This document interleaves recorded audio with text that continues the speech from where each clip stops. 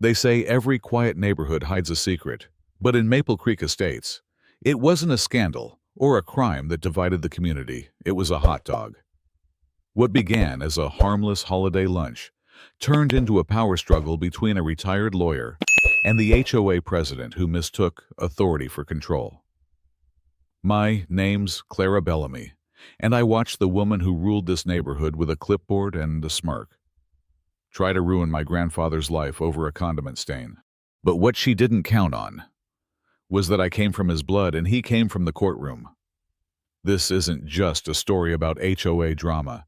It's about how dignity stands up to tyranny, and sometimes justice comes with mustard on the side. Maple Creek Estates looked like the kind of neighborhood you'd see on the cover of a real estate magazine. Perfect lawns, pastel-painted mailboxes, and flower beds that bloomed in coordinated color palettes.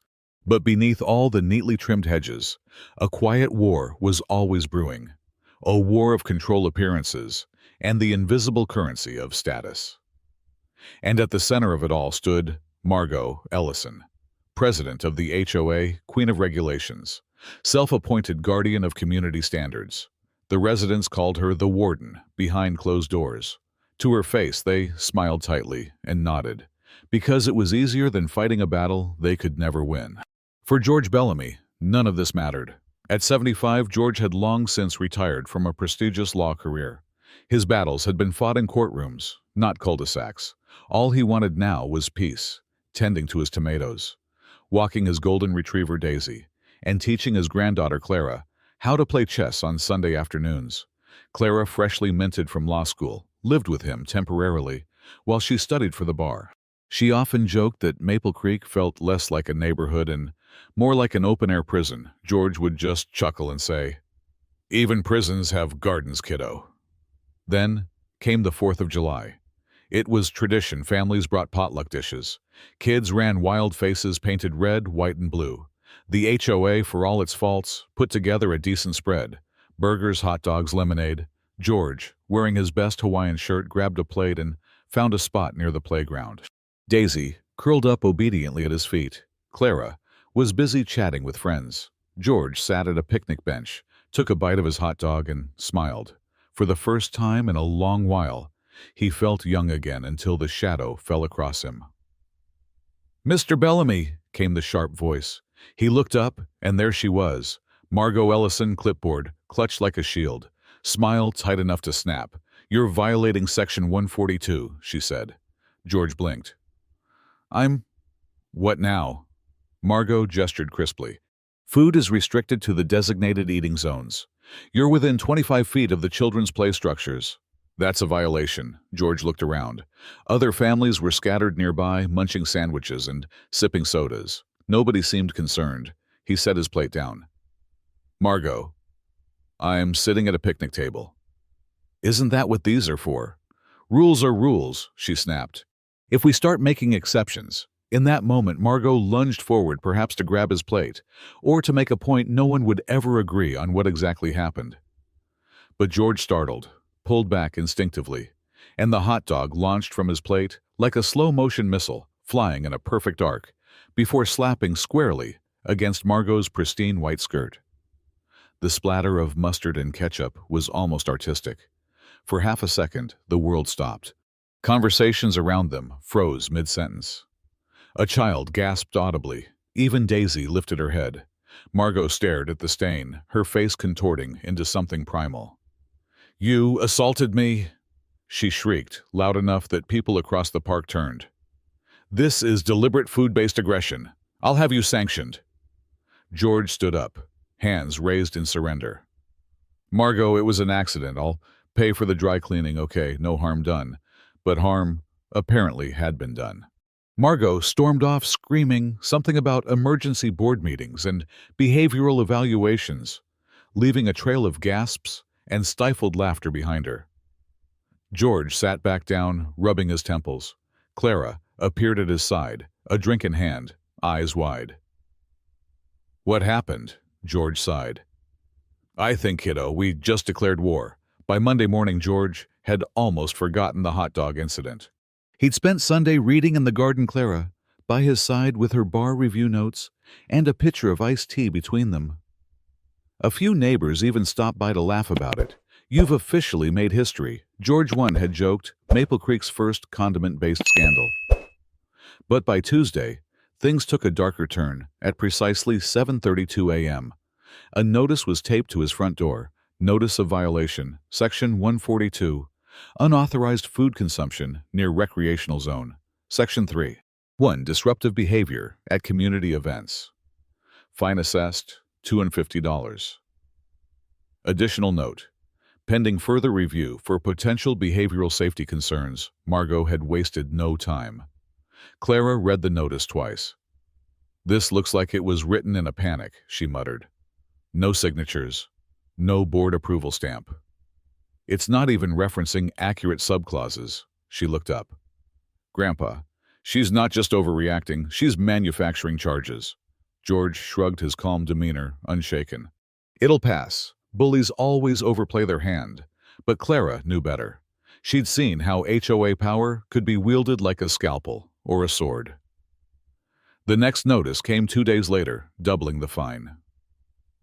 A third arrived over the weekend with a handwritten postscript in red ink.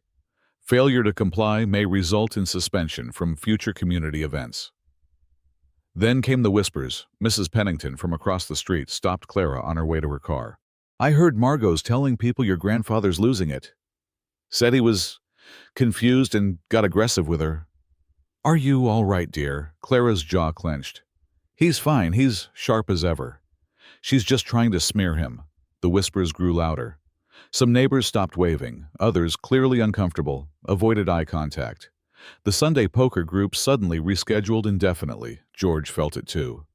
That tightening of space, the subtle isolation. But Clara, she was done being polite. She dove headfirst into HOA records. She discovered Margot had submitted 4 citations against George, none of which had been formally approved by the board. Even more damning, she found that Margot had no authority to issue fines unilaterally. Maple Creek bylaws required a vote from at least 2 board members for disciplinary action. But Margot wasn't done. She called for an emergency HOA meeting, citing community safety concerns. On the posted agenda was a single item: proposal for sanctions and probationary measures regarding resident George Bellamy. Clara stared at the flyer in disbelief. "This isn't just personal anymore," she said. "She's trying to create a legal paper trail to declare you mentally unfit. If this passes, she could get the county involved." George leaned back in his chair, gaze steady. "Then it's time I stopped being the gentleman she expects me to be." Clara's eyes gleamed. "And time I started using my law degree." They spent the next 48 hours preparing, like it was a courtroom trial. Clara collected video footage from the event, including slow-motion clips showing Margot reaching toward George's plate first. She printed HOA bylaws, highlighted every clause Margot had violated. She compiled witness statements, including one from sweet old Mr. Holloway, who wrote, "George may be the most reasonable man I've met in my life. If he's a threat, I'm the Easter Bunny." But it was the audio recording that sealed it. An anonymous neighbor had recorded Margot bragging to a friend during a backyard wine night. "It's about time someone cleaned out the old-timers. That man's been coasting for years. One little slip-up and boom, watch me make it stick." When Clara hit play, George didn't smile. He just nodded slowly. "She made it personal," he said. "Let's make it professional." The Maple Creek Community Center had never been this crowded on a weeknight. Folding chairs spilled into the hallway. Neighbors leaned against door frames, and the murmur of gossip buzzed through the air like static before a storm. At exactly 7:00 p.m., Margot Ellison walked in like she owned the building, blazer pressed binder under one arm, HOA pin glinting under the lights. She wore her favorite shade of power red. Her smile didn't reach her eyes. Behind her sat 2 visibly uncomfortable board members. The rest of the room had clearly come, not to support but to witness. Clara sat beside George in the second row. Her laptop was open, documents ready, evidence tabs color-coded. George, in a navy cardigan and gray slacks, looked calm, almost amused. He leaned over and whispered, "Feels like I'm back in court. Only the jurors are wearing gardening gloves. Margot took the podium, voice crisp. Due to recent behavioral concerns and repeated violations of community guidelines, this hearing will determine appropriate sanctions against resident George Bellamy. The board may consider temporary event suspensions, probationary status, or mandatory supervision during public functions. Gasps rippled through the audience. Clara raised her hand before Margot could continue. Point of order, she said loudly. We'd like to respond, and we have evidence to present. Margot rolled her eyes. Miss Bellamy, this isn't a courtroom. Clara smiled sweetly. That's funny. You sure have treated it like one. She stepped to the front, and without theatrics, began laying it all out. A copy of the HOA bylaws requiring board votes for citations. The unsigned notices issued solely by Margot. Footage showing Margot reaching toward George's plate. Witness statements from 6 residents. And finally, the audio recording. She pressed play. Margot's voice filled the room, tinny but unmistakable. One little slip-up and boom, watch me make it stick. Silence fell like a dropped curtain. Someone in the back let out a low whistle. A few heads turned toward Margot. She froze. Eyes wide, mouth slightly open. Clara closed her laptop. This isn't about safety. It never was. It's about control, about using HOA power to punish those who don't bend. Then George stood. He didn't need notes. I've lived here for 17 years. I've served on committees. I've trimmed my hedges to the inch, painted my mailbox the correct shade of beige, and smiled at people who forgot how to smile back. Laughter broke the tension, soft but sincere. But this isn't about a hot dog. It's about the kind of community we want to be. Do we want to live in fear of citations or in respect for our neighbors? I didn't throw that hot dog, but if I had, God help me, I might have aimed better. The room erupted. People laughed. People clapped. Even the board members chuckled. Margot, red-faced, tried to speak, but was overpowered by the applause. When order returned, the board president, newly appointed, in the wake of recent resignations, stood up. We've heard enough, she said. Effective immediately, all citations against Mr. Bellamy are void. Further, Mrs. Ellison's authority is suspended, pending review of misconduct. And finally, she glanced at George, then the crowd. I think it's time we review how power is enforced in Maple Creek. Margot stormed out 5 minutes later. Binder clutched tight, trailed by awkward silence, and the death of her reputation. Weeks passed. Margot's resignation was quietly submitted. No farewell emails, no goodbye potluck. A new ethics committee was formed, and George, though asked to chair, chose instead to serve as an advisor. It's not about revenge, he told Clara over coffee one morning.